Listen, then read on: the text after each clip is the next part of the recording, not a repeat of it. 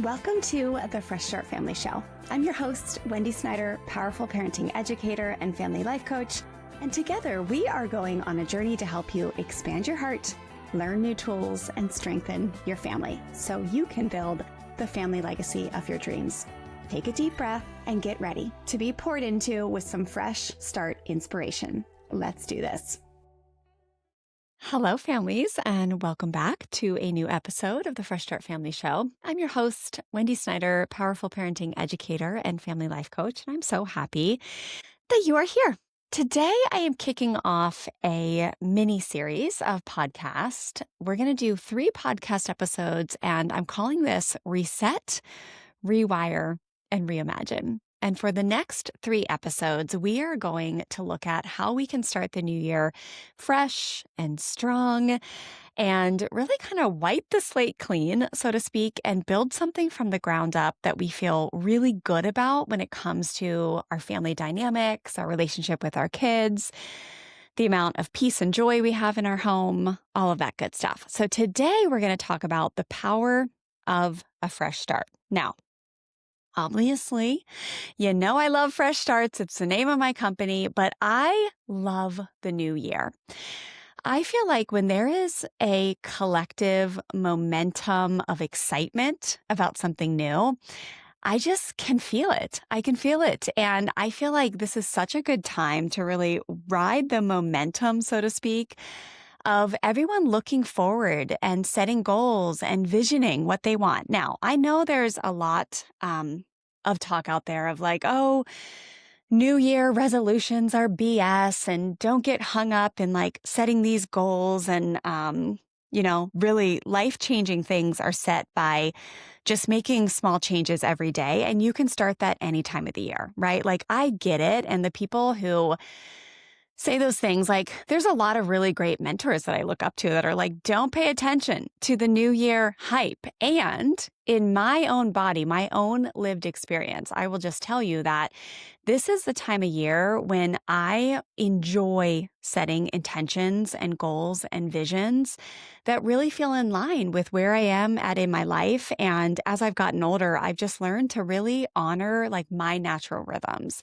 And there is just something so beautiful about the idea of a whole new year ahead of you and being able to really create the reality that you want. I am a big believer that we are always co-creating our reality and our lives. For me, it's together with God. For you, it may be with co-creation with the universe or co-creation with your spouse or whatever. But we all are in this delicate, beautiful, intricate dance with the people that we are in relationship with. That's our kids, that's our spouse, that's God, that's our colleagues, that's our bosses if we have them. And we really do have so much power to create the reality that we want. And it takes knowing what you want. And so I hope that you're excited at the idea of really using the momentum that I think the world has, this collective energy right now to set some beautiful visions. And then I'm going to support you throughout the year, and especially this month, but throughout the year to make those visions and those dreams come true. So one of my favorite things to kind of put a little bit of science and research behind this idea of collective energy and how meaningful it is there was something called the Mariachi effect. And this was actually a study, so to speak, that was done back in the early 90s in Washington, D.C. So I grew up in Maryland and graduated from high school in 1995 and left Maryland in 1995, came to California, been here now for 30 years. Terry and I have been together now for 30 years. That's crazy. But growing up near DC crime was like really, really bad back in the day. And I know it still has its struggles today, for sure. But nowadays, gosh, when I drive through Washington, D.C., I'm like, this is one of the most beautiful places I have ever been. It just really does feel very different than it did when we were growing up, like those early years of high school. it was just really, really crime ridden. So there was a group that came in that actually practices transcendental meditation. Now, TM is a really interesting type of meditation that they've done just so much research on through the years. I've spoken about this before, but it's just one way of calming your brain. And they've done MRIs and all the, what is the other one called? Not an MRI, but a CAT scan. Like the people that are behind the Transcendental Meditation Foundation, they really have invested the money to prove the effectiveness of transcendental meditation. And so I actually was trained on how to do it back when Stella was like 7 years old, and we both learned how to do it. And we like have not become pros at all in transcendental meditation.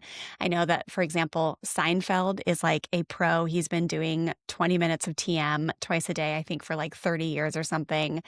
Another one that I just saw, I think it was actually Seinfeld that introduced him.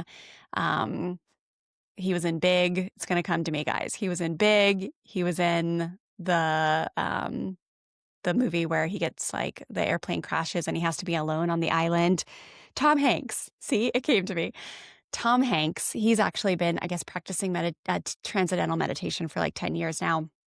I still have a long way to go to like really create my 20 minutes of practice twice a day, but I've learned to be compassionate with myself. But anyways, I really respect the version, that method of meditation. We all know there's lots of different meditations. There's the Calm app where you can just tune in and have someone do a guided meditation. I love doing daily meditations that are like just 2 minutes with Kathy Heller.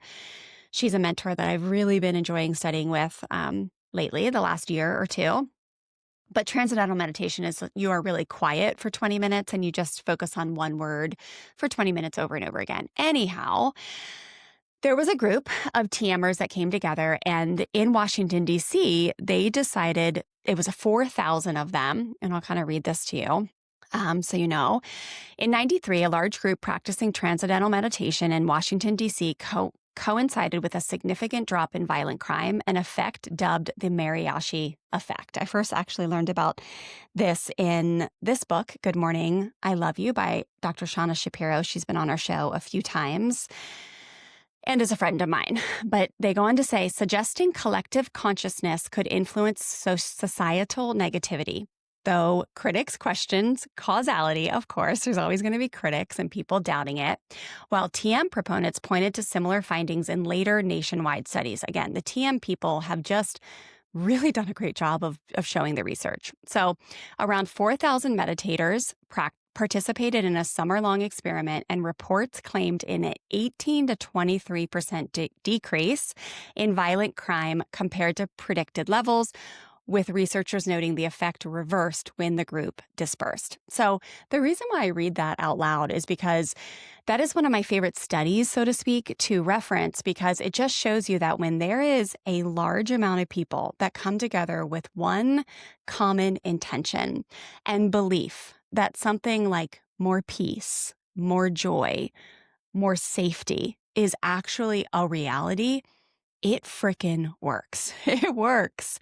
And that is essentially what I want us to do as a community this month as we set our visions and our dreams for this year. And then later in the month, on January 28th, we're going to come together and I'm going to teach a workshop called the Empowered Parenting Reset. It's going to be so good. I want you to mark your calendars because we don't have a registration page up yet. freshstartfamilyonline.com/save the date. But let's talk about what it looks like to dream big. So I think dreaming big is an exercise that not all of us, a lot of us weren't really trained on how to do this. A lot of us were actually raised in a way where it was like, hey, be realistic. Don't like visioning and thinking that you can accomplish like a huge thing in life. Yeah, it was kind of, I don't know, encouraged in some ways, but in a lot of ways, there was a lot of like, stay humble, don't get your hopes up, because the reality is this is what's going to happen, right? And I see this a lot in parenting when people talk about the teenage years. They're like, oh yeah, they just have this expectation that the teenage years is going to be a total shit show. And they're like, yeah, that's just what happens. Teenagers become a nightmare. They become, just a pain, and they become defiant and teenagers hate their parents and parents hate their teenagers, right? Like it's just kind of a cultural expectation that a lot of people in our community, including myself, have the courage to say, actually, no, that's not what we are going to expect and just accept that that's a reality. No, we're actually going to dream big and dare to dream that the second decade of life with our teenagers is going to be absolutely beautiful. And what's so fun to be able to sit at a place where Terry and I do now after practicing this work for 15 years and having Stella just turn 18. We started this work when she was 3 years old. Is it really does feel like we are at that mountaintop and the teenagers are such a delight. Now, we hit some rocky places for sure. When Stella was a freshman, it was a rocky year. We had to work through a lot. And if you've never heard of the very vulnerable episode I recorded called Healing Through the Mirror, that was a big season of like, okay, we've got some stuff to work through. Raising teenagers is no joke.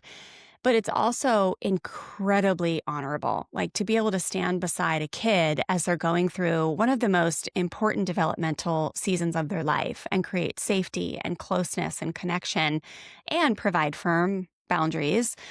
It's just been such an honor. And then Taryn, as he's dipped into like more power struggle seasons of teenagehood, it's just been so fun because we have the relationship and the tools now to be able to work through any of the challenges and feel like we can get to a really good place. And then of course, now Stella being an adult and heading off to college this year, it's just been an absolute joy. And so what is the dream that you have for your family? I want you to really just think about that. And I think and if you think back to before you had kids, it's kind of like, what made you want to have a family, right? Like, I know for most of us, we didn't want to have a family because we wanted kids who disrespected, we didn't set out with these goals. We didn't want to have I should say it this way. Our main goal of having children wasn't so we could have children who respected authority and who cooperated well and who listened the first time. And like, I don't know, these are things that once you have kids, you're like, okay, cool. I'd love for my kids to cooperate. I'd love for them to respect me truly, not because, as we always say, not because they're scared of me, but because they truly respect the leadership I'm providing in our life and our home. That stuff happens. But before you had kids, if you think back to like dreaming of growing a family, you think, and you create your own ideas here. But for me, I think like, I just had this image of like joy and laughter and like having friends, like actually these little humans that would become my best friends. And before I had kids, I didn't really know that there was a whole world out there that was like, no, your job is not to be friends with your kids, right? Like this concept, this misconception that you can't be friends with your kids, that then puts you in this friend zone that's going to cause you to be some pushover. Like that's not the way we roll here at Fresh Start Family. We actually, most of our students who reach full mastery with this work, they really become best friends with their kids. And those kids end up coming to their parents, and safety is just like they tell the truth. They come to them for help when they need help. And it just feels so good. So for me, it was like, I wanted to have these humans that I felt really, really close with. And I wanted to have safety and belonging and just joy and peace. And like, I just wanted to have this little tribe, so to speak, of like ride or die humans where we all were like traveling through life together and we had each other's backs, and having the honor to like help a little human grow into adulthood. Like those are just some of the things I think of, but what do you think of before you had kids, if you could think back that far? Maybe some of you are new parents and it's easy, just 3 to 5 years ago. For me, my youngest is 15 now, so I have to think back a little bit to think, okay, when I came to Terry and was like, babe, let's get pregnant, let's do this. Like, what was it that I was dreaming? And I want you to get back in touch with that, because that is what will guide you as you decide what your actions are going to be this year and what you decide to spend your time doing, right? We all know that if you want to create change in your life, then you are going to have to dedicate some time and make it the priority. And so as you think about that, I think many of us would agree that connection, love, honor, fun, joy, peace, etc., are at the top of our list. And so I want you to fast forward to where you are now with your kids and your spouse and your family and your day-to-day life. And I want you to ask yourself, is that what you would use to like really describe your day-to-day life?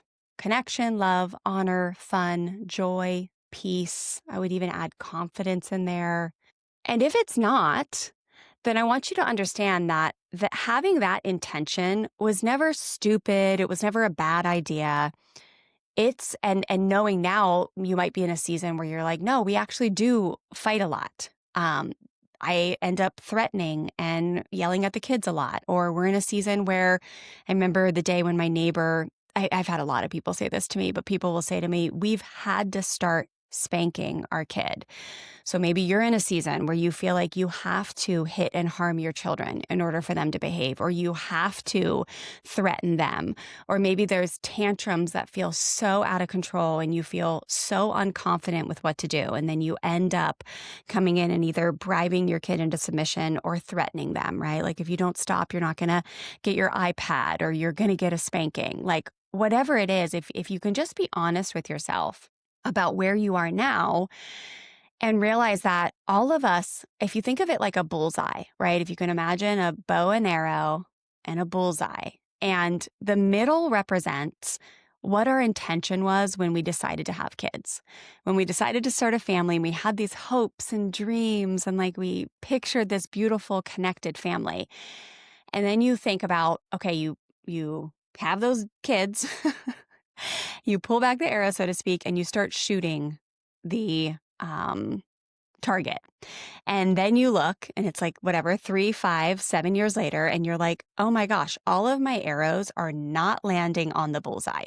They are landing on the outer ring. Or maybe there's times when you get close to that inner bullseye, but like you never actually hit it, right? Peace, joy, love, connection, honor, confidence, calm, right? These are the words I keep coming back to. And so what I want you to remember is you don't need to abandon your goal of that being your vision because you're never hitting it. And it's like, well, you might as well stop trying and just give in. And it's like, it's fine to just threaten and hit and punish your kids and have relationships where you don't feel like they respect you or that you're constantly living in irritation and annoyance. Like, don't give up on the dream just because you've gotten a little off track. We teach this concept deeply in our Freedom to Be course. By the way, that one is March 14th and 15th in sunny San Diego. We have one live workshop, this experiential healing program. It is so life-changing. If you want to learn more, you can head to freshstartfamilyonline.com/freedom course. Please, please join us. We still have tickets left. We do that workshop on the ocean. The beautiful hotel we do that retreat on is an ocean view room, and we watch the sunset every night together. It's just such a beautiful learning area. But we teach this concept really at the start of this workshop or this retreat. And I always make the analogy of like, okay, say you decide that you're going to drive I live in California. I'm wearing a New York hat right now. So it's like, hey, say I'm like, okay, I'm going to drive to New York. I'm going to drive my kids across country. I actually have a dream to go there for my 50th birthday. I want to see the Rockettes and I want to go to the parade. So my birthday's in June. I'll have to wait a little bit, but I'm going to get there for my 50th birthday, you guys. But so say I set this intention that like, hey, I want to go to New York City and I'm going to drive the kids so we can experience some of these different cities across the USA. And we're driving and we're like so excited. We're picturing this beautiful trip to New York City and all the awesome things that are going to happen. The Rockette show, the Thanksgiving parade, the wonderful meals and walking in Central Park, experiencing like the hustle and bustle of that amazing city. And then all of a sudden the kids are like, oh, we should go to Vegas. And I'm like, okay, let's go to Vegas. So imagine we pull off the road and then we're in Vegas and we're like, okay, this is awesome. And, let's pretend the kids are 18 by this point. And we're all like playing roulette and doing all this stuff. And then all of a sudden we realize we're like, wait a second, this is not feeling so good. We've spent all our money. We're tired. because Las Vegas is a city that never sleeps. And we've been like in the city for 2 days. We're tired and like, ugh, what have we done? Why did we get so off track? We were supposed to be driving to New York City. We just give up on New York City and say, oh, we're not going to go do this dream for Wendy's 50th birthday? No, of course not. We pick ourselves up and we say, hey, we're not crazy for thinking that Las Vegas would be fun for a few days. Maybe we saw some fun shows, but maybe we spent more money than we wanted to.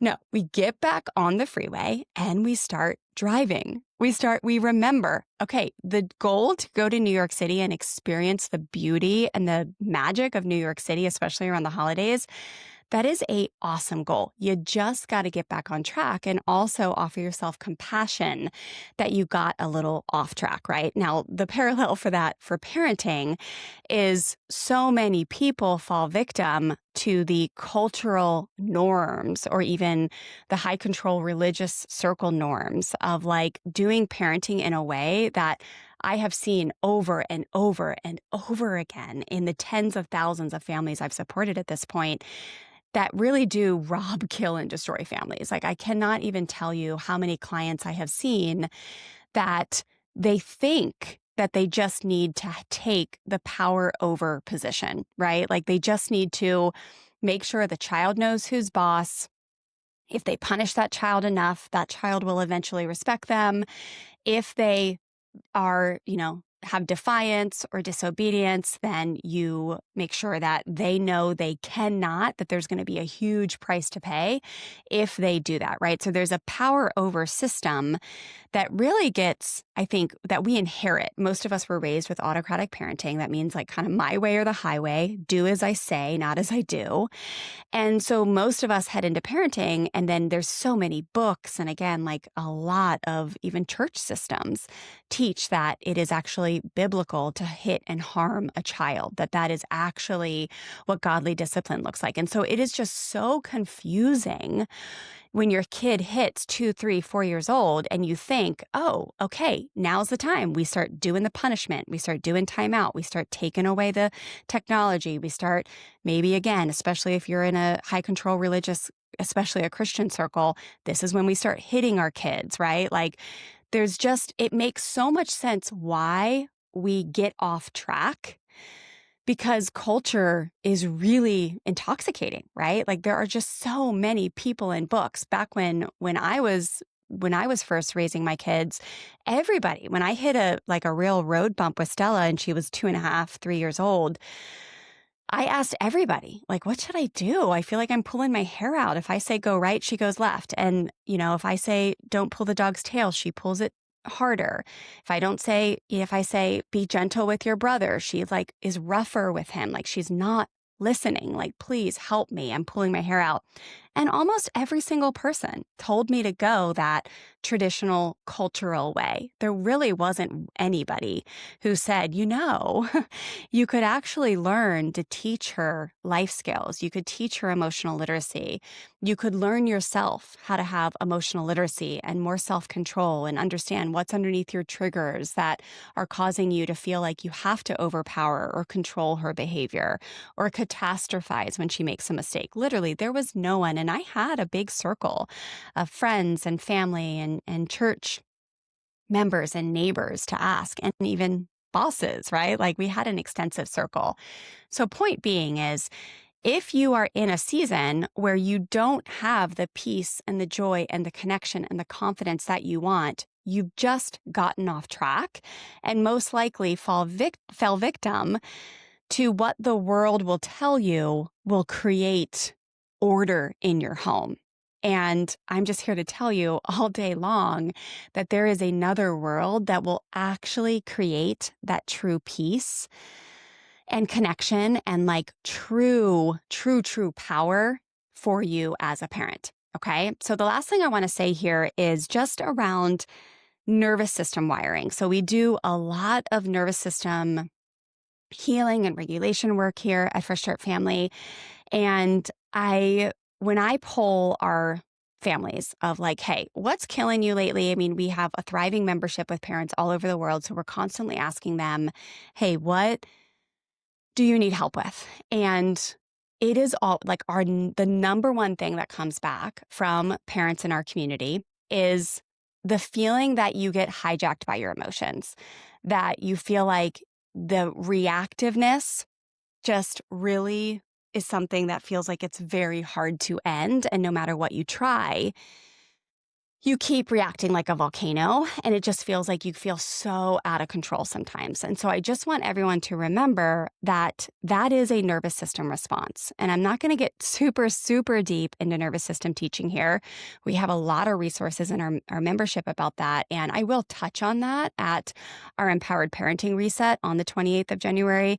But what I want you to know is that the knee-jerk reactions, and again, in parenting, that's going to be, for many of us, threatening, yelling, punishing, scolding, shaming, lecturing, all things that like create disconnection in our relationships with our kids. And actually over time, especially once you have kids in their second decade of life, teenagers oftentimes will cause rebellion, hiding, lying, and just that disconnection that none of us want, right? But if we come back to the nervous system and just remember that the nervous system works off probability and predictability, meaning its sole job is to keep us safe and alive. And so when we were raised with autocratic parenting, our first decade or two of life, then it knows how to yell, right? Like it knows when it sees, oh, there's a challenge here. Somebody has made a mistake, or you're feeling hurt or angry, whatever it may be, and you've witnessed somebody else. So if you just think about the home that you grew up in, did you have anybody in your house that yelled or punished or shamed? With shaming, what I mean by that is like, what's wrong with you? I can't believe you would do this. Like, you have been bad, or, that kind of stuff. But if you can think about that and just give yourself some compassion and know that oftentimes our nervous system will just repeat what it knows. And so in a weird way, repeating those behaviors feels safe, right? And so the big trigger often is a child with imperfection. So a mistake being made, or control not being had, right? So as parents, we often look at that as if we ask a child to do something and they don't immediately comply or obey, then all of a sudden the nervous system reads that as dangerous, and it is going to repeat what it knows, right? So this is where we talk about the nervous system is always going to choose a comfortable hell over an uncomfortable heaven. And so for many of you, it is very hard for you to imagine what it looks like to not punish a kid, right? It's very hard for you to imagine showing compassion or stepping to the side when siblings are fighting and maybe even hurting each other, right? Like it is very hard to imagine what it looks like between two toddlers to not force sharing through threats. Like these are all examples of different concepts and things that we teach here at Fresh Start Family. But it is but if you think about it, it is very easy for you to imagine what it looks like if a kid hits their sibling, for someone to come in hot and tell them who the F is boss. Like, to make sure they know how unacceptable it is, how the parent will not tolerate that, and then to induce or to give some type of punishment, right? It's probably very easy for you to imagine that. So that is what you will most likely repeat if you don't really take the time to learn a new way. Okay, so as we go into this new year, what I want you to remember is that possibility is where your vision and your dream is, right? So for many, many, many people in our community, they are first-time painful generational cycle breakers. So that means they are the first in their family lineage to go and say, I'm not going to repeat this down to my kids. And there's all different types of painful generational cycles, guys. of course, there's like the hitting and harming, thinking that you have to hurt a child or make them feel worse in order to make them behave better, right? Like that is a clear generational cycle that is so painful and causes so much hardship in a family. But then there's also like a painful generational cycle of conflict avoidance. These are often the more quieter ones, right? Like the painful generational cycle of brushing stuff under a rug. So like in my house, there'd be this big blow up, huge fight, and then no one would talk about it the next day. There was no conflict resolution. There was no making amends, right? That gets passed down in family lineages. There's also family lineages of anxiety and depression, which often have components of emotional suppression and repression, right? The inability to understand what you're feeling, the inability to move those emotions, which often leads to what we would call here at Fresh Start Family protective or shutdown behavior. And so many times the people who really have the courage to step into education with us, they are doing this for the first time. They are the first people in their family lineage to learn how to compassionately discipline versus punish a kid, or learn how to confidently approach a power struggle without overpowering a kid and threatening or forcing them into submission, but instead slowing down time, slowing down their body, their nervous system, and getting creative and tapping into what we would call true power to get a kid to get in the car or eat their vegetables or do their homework, right? Like what I'm trying to say is this is just so new for most of you. And getting in touch with your vision is what we want to help you do, because once you start to train your nervous system to see the possibility as safe, and when you are in a community, back to that community aspect, riding the wave of momentum, when there's a lot of people around you saying, hey, I want to set dreams and visions for this year, and especially in a parenting community where they're practicing powerful parenting like we do here and like we're going to do together on January 28th. But your body and your nervous system starts to see, oh, this is safe to dream. And even though in the moment you're triggered, your body, your nervous system will still want to go to those old ways. When you are surrounded with community and people like me who will tell you story after story after story of where it worked, right? Like the Fresh Start Your Family book that comes out in May 2026 is just full of stories, you guys, where you actually get to see these concepts really working in real life. But without stepping in and interrupting the pattern, so to speak, then the nervous system will just keep repeating what it knows, because it, again, operates on predictability and predictability. What did I say before? Predictability. And I have it in my notes here. What was the other word I used? Probability, right? So if you think about 18 years of it watching what happens when someone makes a mistake and there is a person in leadership right there, oh, we know what's going to happen. We know how to do this, right? Or something being unsafe, right? Like if there was a conflict, someone's going to get hurt. That's what I mean by probability and predictability. And now we're working off, okay, what would it look like if we imagine a world where there truly is safety in the home? Nobody is getting hurt and harmed. And yes, every once in a while, when I teach you guys, don't ever mistake what I teach you guys with perfection.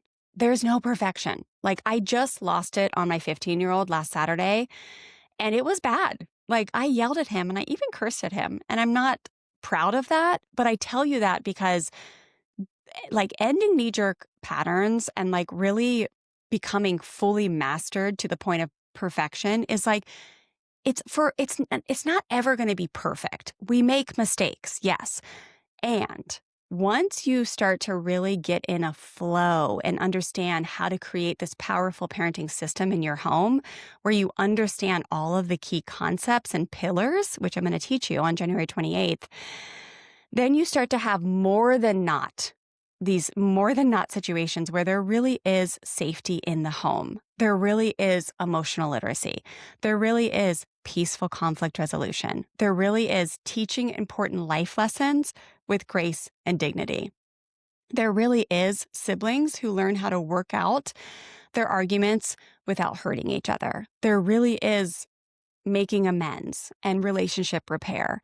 And like all these things start to become reality. And that's why it's so fun to sit where I do today with my adult kid after doing this work for 15 years, because that is the way our family operates. But for many of you, that is still the land of possibility and vision that I want you to really, really ground into, so then I can support you to execute on that goal and to implement the strategies that will teach you. Okay? So again, the Empowered Parenting Reset, you can just save the date on your calendar right now, freshstartfamilyonline.com/save the date.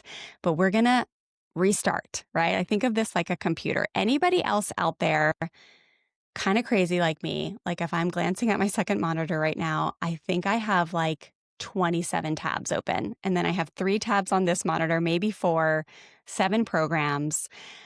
There's a lot going on.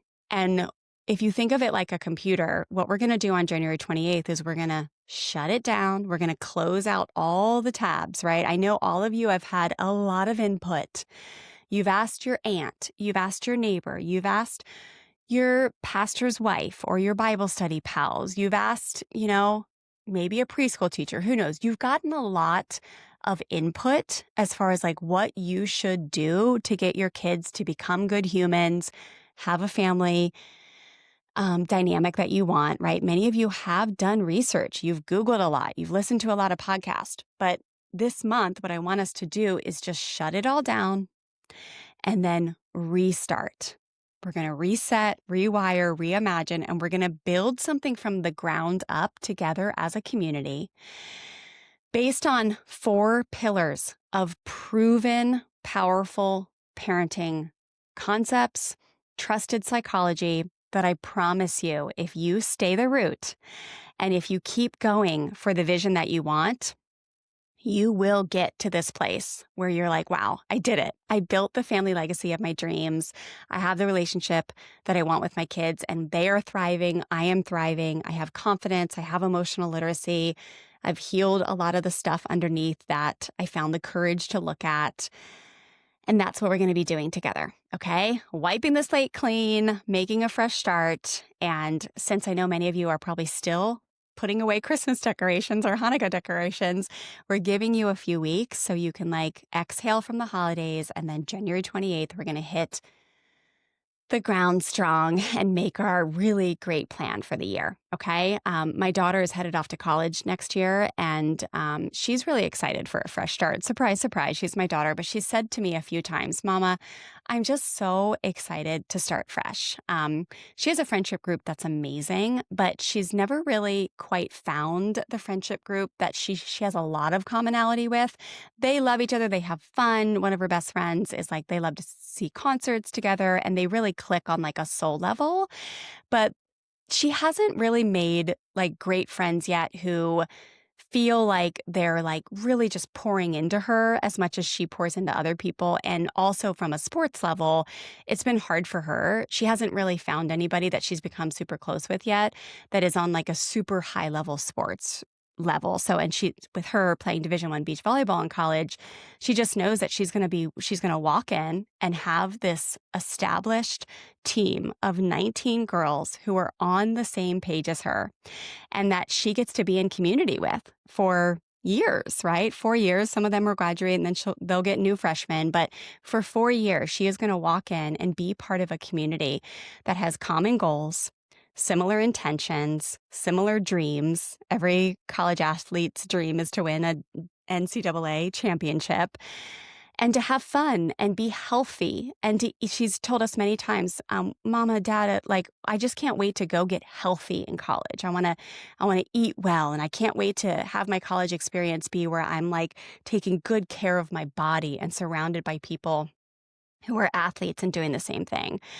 So just made me think of it because it's similar to our subject today of once you get yourself into a community of like-minded people who are with you and are like, yeah, I also want that for the future of my family. I want to have relationships for the rest of my life, right? Like as my kids are getting older, they're 15 and 18 now. All of a sudden it's going so fast. I'm like, please, God, please, can we just slow down time? I'm going to just be crushed when my daughter goes to college next year. Thank God she's going to be close, but it feels hard to be getting closer to the end of your children's child years, right? To like for them both, one's an adult already, but my second child to be getting close to adulthood, like it just feels crazy. But one of the things I love about really establishing a powerful parenting system and reaching full mastery with this work is, you know, that the work that you do in the first 18 years of these kids' lives, it will literally set you up for success the rest of your life. Like you invest in the work, you invest in the relationship, you invest in the education, you do the healing work, you learn how to communicate differently, you learn how to discipline with respect, right? You learn how to just create connection as the main driver in your home over correction. And then like your kids go to college or your kids go do whatever after they're 18, but they want to come home and see you. You become the first person they call when they have a problem or when they have big news to share. Like it just never ends because you did the work in the beginning to create that relationship that is just like solid, solid gold. So that does give me peace that even though my kids are approaching the years where they're not going to be under my roof with me every single day, they will be like eager because to come home and to see me often and call me often, or I guess FaceTime. I don't think any kid actually calls anybody these days. Everything is a FaceTime. If you've ever called like a teenager or a tween, everything is a phone call. I watch my two teenagers, especially my young son who's 15, he like walks around the house and he's got his friend on FaceTime and the video is like looking up each other's noses. Like they're not even looking at each other, but they don't like the concept of a phone call is like, they just don't do that. I just think it's so interesting how the youth just does stuff so differently. Like they don't leave voice memos, right? Like no youth, teen or tween, they don't even have a voice message. They're just like, no, we don't do that. So point being, as my kids get older, I know that they're going to just be with me even though they're out of my house. And I want that for you too. So put that in your vision as you're anchoring down into this beautiful vision, not just for 2026, but for the rest of your life with your beautiful mini humans that probably look and act just like you. All right, families. Well, thanks for being here today. Go save the date, freshstartfamilyonline.com/save the date. We're going to have 2 times for you to choose from, 9 a.m. and 1 p.m. that day. And the workshop is just going to be a quick 1 hour with 30 minutes of questions. So save the date for now. We'll make sure we get you guys notified when we have our official registration page up. But thanks so much for listening. As always, please make sure you are following the Fresh Start Family Show or push subscribe on different platforms, whether you're listening on Spotify or iTunes, it's a different button. And then if you happen to have 3 minutes while you're waiting in line to get a coffee or pumping gas, and you would be willing to leave us a review, we would be so grateful. If our episodes help you, empower you, inspire you, motivate you at all, we would just be so grateful to have a review. And then, as always, please share with your friends and family. If you think you have a friend or a cousin or a neighbor, maybe you have a Bible study group that might be interested in doing this free workshop with us on the 28th, share this episode, share that registration page once it's open. Sharing is caring. So thanks so much for being here, listeners and families, and we'll see you back in the next episode.